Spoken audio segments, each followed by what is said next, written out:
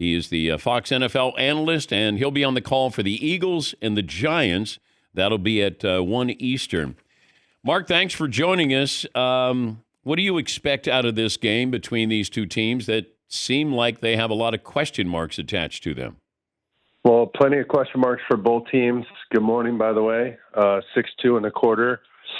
A solid probably 238 right now, by the way. Wow. So, don't body shame me. Let me just get through the season, all right? That wasn't your playing weight, was it? No, hell no. I was closer to like 230, 228. Okay. Yeah, we're getting up there. But let's talk about the big game, you know? Honestly, the thing that's dominating the headlines, and you know this, is Saquon's return to the Meadowlands. And I think it should in a lot of ways, and in other ways it's, you know, kind of the way business is done around the NFL, and it's a bummer when it's one of your best players and they move on.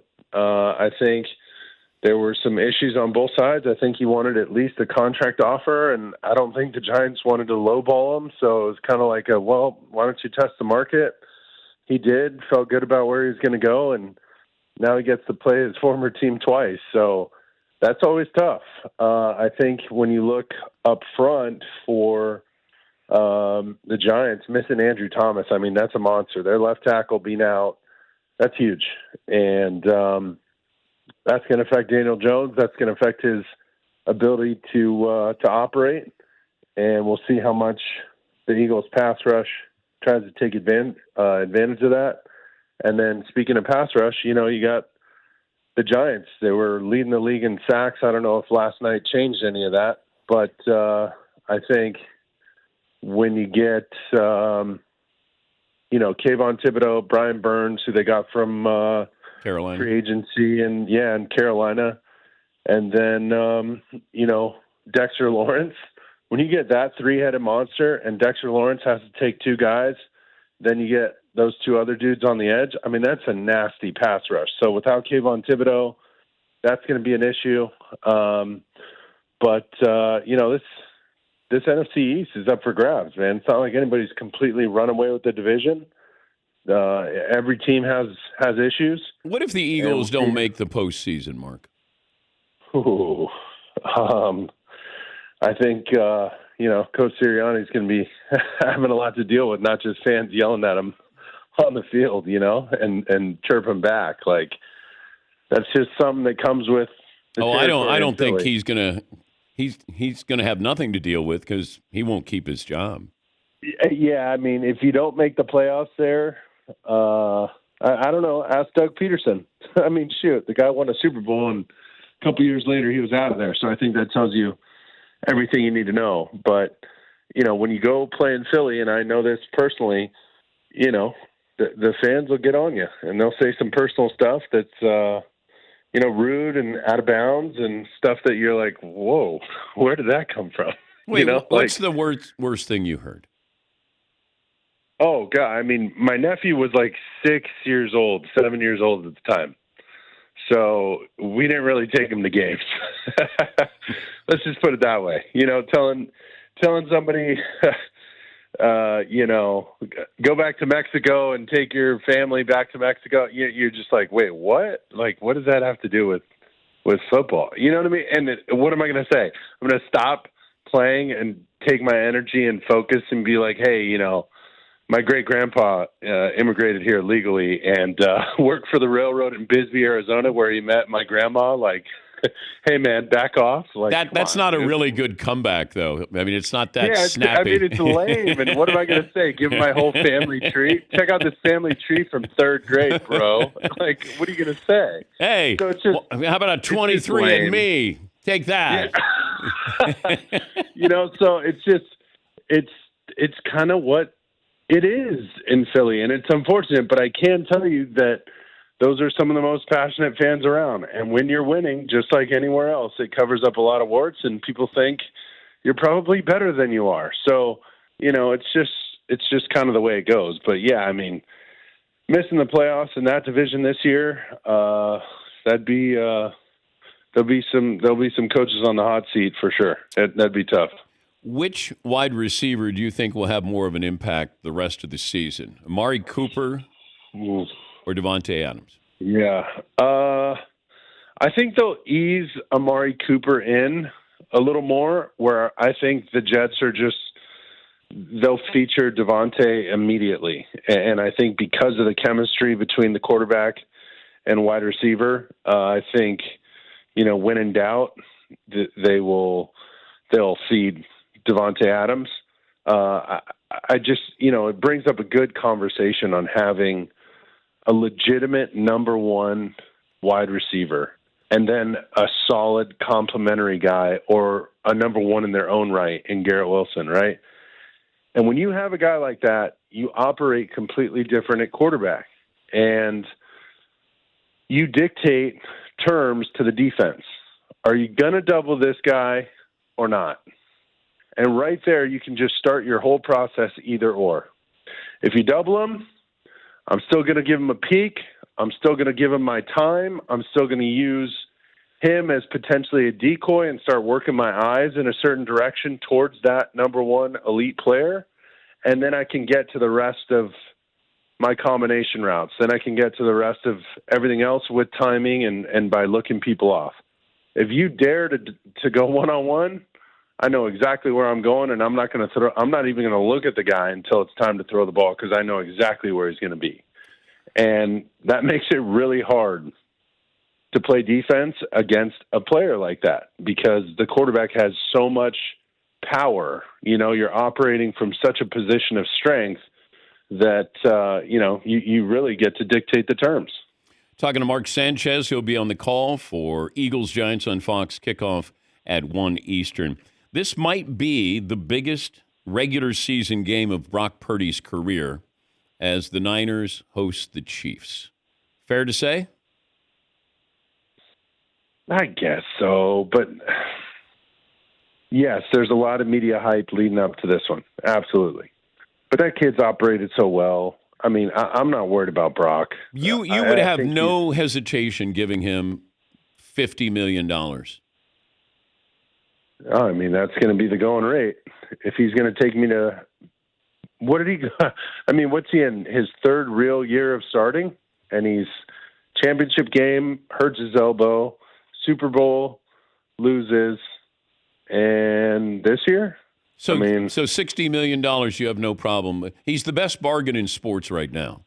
So $60 million, you have no problem. 5 years, $300 million.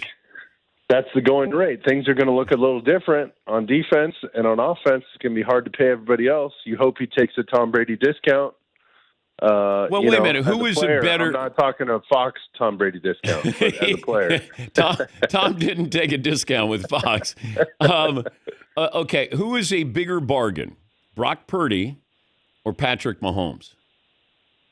Oh, Mahomes. His deal was in the same vein of Tom Brady, where it looks, $500 million for a quarterback. That's crazy. Well, over 10 years, the market's going to skyrocket. Yeah. And he knew that, and the Chiefs knew that, and I think his agent knew that. But he also knew, I want to win forever. I got to keep other players around. I got to be able to have, what if they were in the sweepstakes for Devontae Adams? What if they were in the sweepstakes for one of these players after Rashee Rice goes down? You want to have that wiggle room, not, oh man, I wish we didn't pay him that extra $10 million. You know what I mean? That guy gets it. That guy totally gets it and sees the long game, knows that this thing goes on past him playing, and just said, hey, give me, maybe not top dollar by the cent, but, I got to be up there. I got to be up there because I'm really good. Pay me like I'm really good. Maybe not pay me like I'm the best, even though I'll be the best, but pay me like I'm really good. And I'm good with that. I love that. What's going on in Dallas? Well, with Jerry Chirpin at, radio host. Yeah. Listen, I can empathize when people have a hard time in an interview and somebody's really tough on you in an interview. I can empathize with that. But I can't sympathize with a guy who has 2 radio shows a week. I can't sympathize with a guy who wants to be in front of the camera all the time, immediately after games. And, when we got to stop practice for the guy to land his helicopter so he can go do his radio show, come on, dude. Like, you got the little black pellets and the turf, like, flying up in your face, and you got to stop practice. I mean, listen, he's one of the smartest owners and has, helped revolutionize this game and done a lot for the sport. But come on, man. Like, we're trying to play some ball here. So I can only imagine what it feels like when you pay two players, a top quarterback, top receiver, and, those guys get in a fight, like, publicly on TV. Yeah, that's probably embarrassing. But if you didn't do 2 radio shows a week, you might not have to talk about it. So I don't know. It's a tough situation because I love my time there. I truly appreciated, being a Dallas Cowboy for Dak's rookie year. I thought it was one of the best experiences of my life. But it's hard to sympathize, with that situation. I can empathize with it. It's not easy to deal with. A lot of people, bark at you, chirp at you, and it's hard not to say anything back. But, my sympathy's, a little low on that one. Looks like Russell Wilson's going to get the start Sunday night. I was a little shocked. I really was. And I think, Justin Fields has handled it so well. I think, his only regret, and he said it admittedly, it was just, if I would have played better, it wouldn't even have been an issue. And sure, there were a couple places where he could have played better.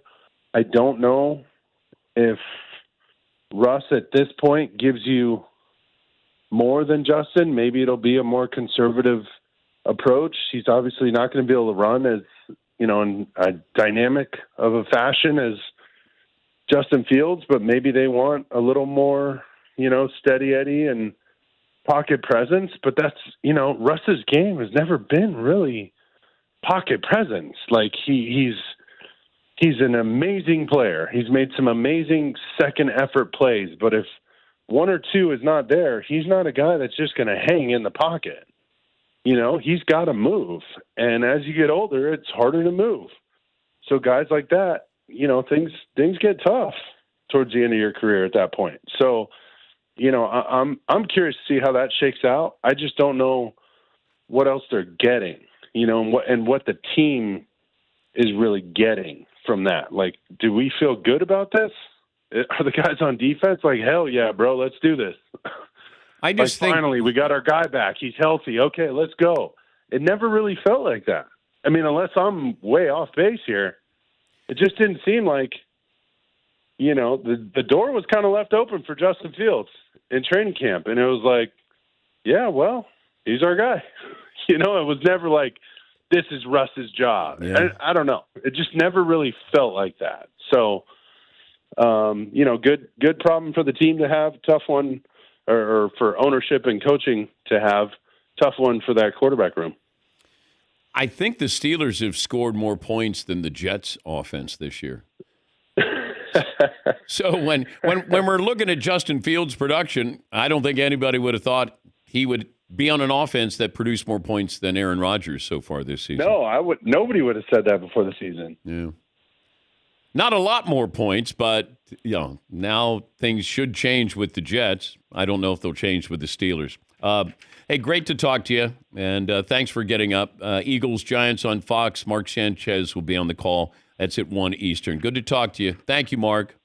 Buddy, good man. Appreciate you guys. All right, Mark Sanchez.